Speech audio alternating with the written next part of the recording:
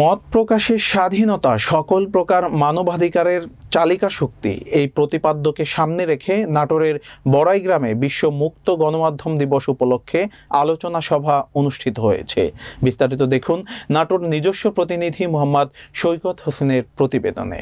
শুক্রবার সকালে উপজেলার বনপাড়া পৌর শহরের লাজ ভেগাস চাইনিজ রেস্টুরেন্টে এই আলোচনা সভার আয়োজন করে বড়াইগ্রাম কেন্দ্রীয় প্রেস ক্লাব। প্রেস ক্লাবের সভাপতি অমর ডি কস্তার সভাপতিত্বে সভায় বক্তব্য রাখেন প্রেস ক্লাবের সাধারণ সম্পাদক PKM আব্দুল বারী, যুগ্ম সাধারণ সম্পাদক সুরুজ আলী, সাংগঠনিক সম্পাদক রতন আলী, প্রচার ও প্রকাশনা সম্পাদক শাহাবুদ্দিন শিহাব, তথ্য গবেষণা সম্পাদক সৈকত হোসেন, সাংবাদিক ও মানবাধিকার কর্মী ওমর ফারুক, আব্দুল হামিদ সহ অনেকে। বিশ্ব মুক্ত গণমাধ্যম দিবসের আলোচনা সভায় বর্তমান বৈশ্বিক পরিবেশগত সংকটের প্রেক্ষাপটে সাংবাদিকতা ও মত প্রকাশের স্বাধীনতার উপর গুরুত্বারোপ করা হয়।